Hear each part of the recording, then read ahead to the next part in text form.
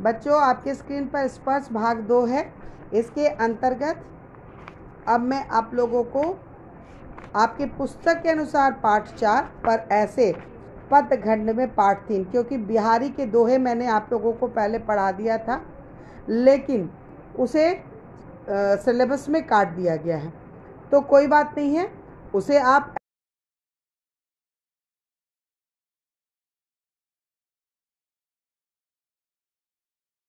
उसे काटने की ज़रूरत नहीं है।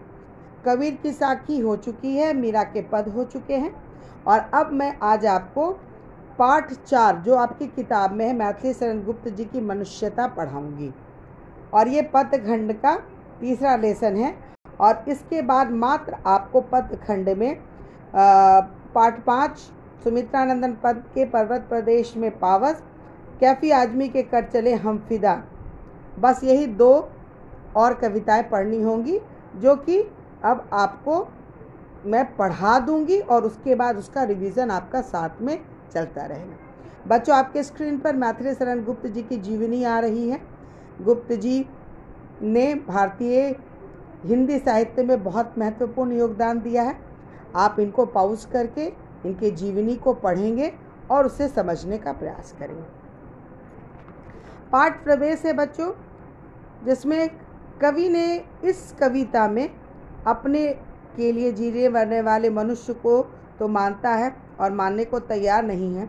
ऐसे मनुष्य को मनुष्य मानता है जो कि दूसरों के लिए लड़ता है, मरता है, और जब उसकी मृत्यु हो तो उसके याद में लोग रोए, उसकी आंखों में आंसू आए। दरअसल इंसान को अपनी ज़िंदगी वैसी ही जीनी चाहिए। अब आपके स्क्रीन पर बच्चों मनुष्यता आ रही है। आप देख रहे हैं मनुष्यता कविता जो मैथिली शरण गुप्त जी की है, जिसे मैं पढ़ रही हूँ।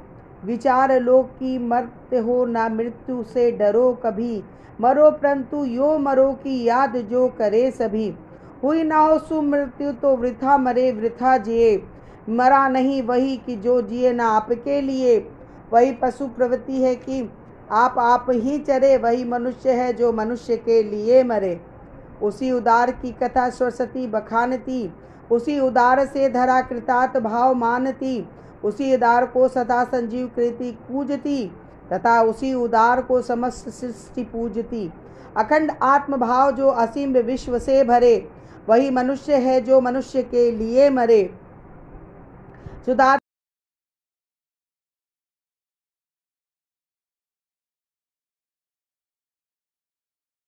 मास दान भी दिया, सहर्ष वीन कर्ण ने शरीर चम्र भी दिया।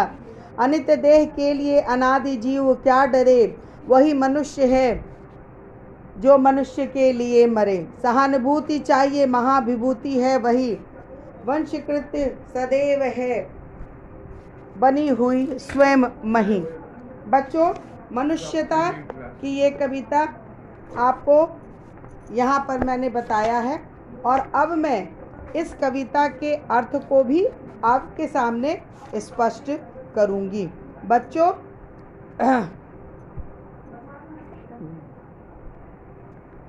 अब बच्चों मैं आपके सामने पहले पंक्ति का अर्थ प्रस्तुत कर रही हूँ। प्रस्तुत काव्यांश में कभी इस बात पर विचार करने को कह रहे हैं कि हमें समझ लेना चाहिए कि मनुष्य मरणशील है, इसलिए मृत्यु से डरना नहीं चाहिए। हमें ऐसी मृत्यु प्राप्त करना चाहिए जो लोग मरने के बाद भी हमें याद रखें, क्योंकि अपने लिए जीना तो सब कोई जीते हैं, पर मरने के बाद कोई उसे याद नहीं करता। ऐसा जीवन व्यर्थ है। अगर जीना है तो ऐसा जियो कि दूसरा याद रखे। यह तो पशु का स्वभाव है कि हम केवल अपने स्वार्थ के लिए जिए।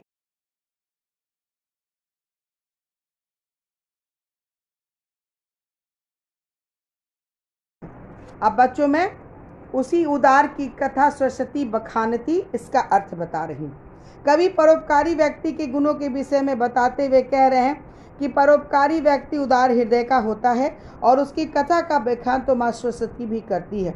उसकी हृदयता के प्रति धरती भी कृतज्ञता प्रकट करती है। उस व्यक्ति की कृति सदा गूंजती रहती है और सारा संसार उसे पूजता है। ऐसा व्यक्ति संसार में अपनत्व के भाव को भरता है। सच्चा मानव वही है जो दूसरों के लिए जीता है। क्षुधार्त रति देव ने दिया करस्त थाल भी। अब बच्चों मैं तीसरा का अर्थ बता रही हूँ। कवि ने अनेक महापुरुषों के उदाहरण के द्वारा उनके परोपकार को दर्शाया है। राजा रतिदेव ने स्वयं भूख से व्याकुल होते हुए भी भूखे व्यक्ति को देखकर अपने हाथ में रखा भोजन का थाल उन्हें दान दे दिया। दधीचि ऋषि ने वृत्रासुर नामक राक्षस के संहार के हेतु अपनी अस्थियां यानी हड्डियां दान में दे दी। इसी प्रकार गांधार देश के राजा उसीनर ने कबूतर के प्राण बचाने के लिए अपने शरीर का मांस काट कर दे दिया। इसी तरह दानवीर कर्ण ने भी अपने शरीर का कवच और कुंडल दान में दे दिया। अब बच्चों मैं चौथा का अर्थ आपको बता रही हूँ। सहानुभूति चाहिए महाभूति है वही, वंशकृता सदैव बनी तुम स्वयं ही। विरुद्धवाद बुद्ध का दया प्रभाव से बहा, विनीत लोक वर्ग क्या न सामने झुका रहा। आहा वही उदार है परोपकार जो करे, वही मनुष्य है जो मनुष्य के लिए मरे। कवि कहते हैं कि किसी के काम में आकर उसके सहानुभूति प्राप्त करना ही सबसे बड़ी पूंजी है। यह धर्म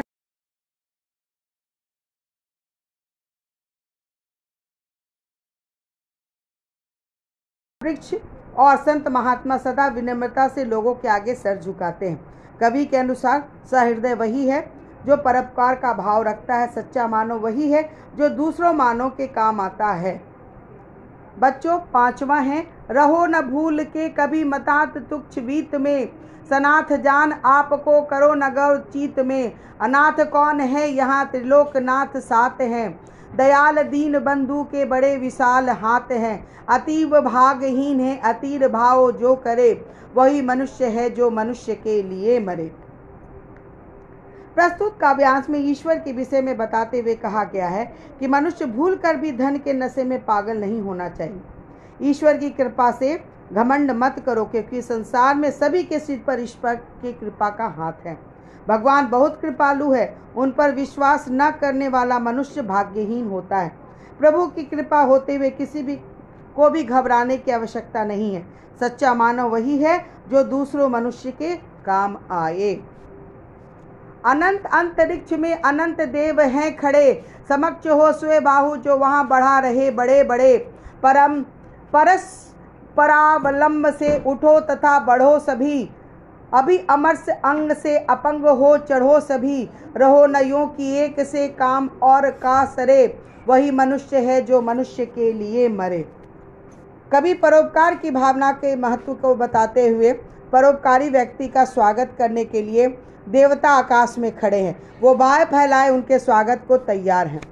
तुम केवल अपने बारे में न सोचो, क्योंकि कीचड़ में रहने का अर्थ यह नहीं है कि तुम इस प्रकार जियो कि तुम्हें देवलोक में स्थान मिले। महान कार्य करो और अपना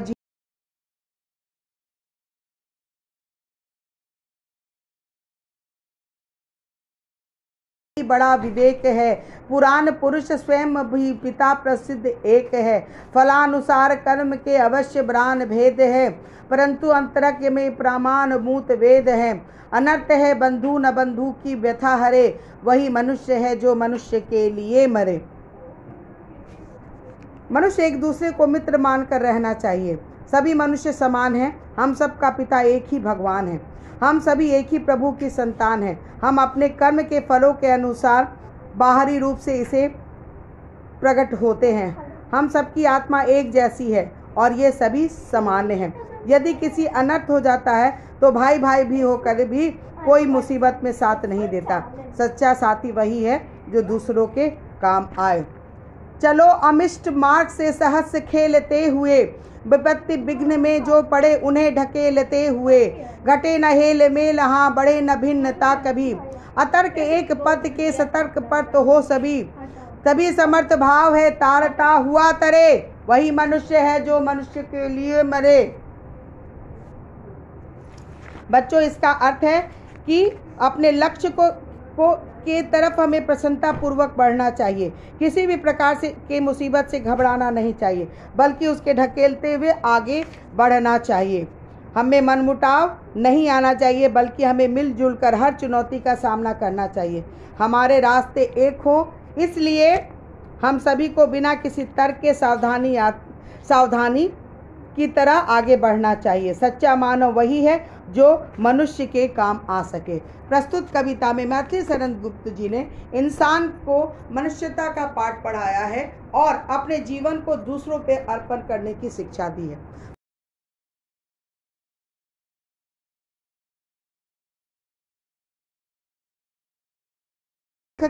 पढ़कर बताऊंगी।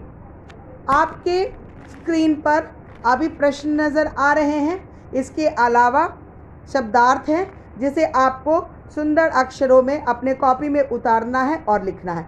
इस तरह से बच्चों, आपका पाठ 4 मनुष्यता का अर्थ मैंने आपको बता दिया है।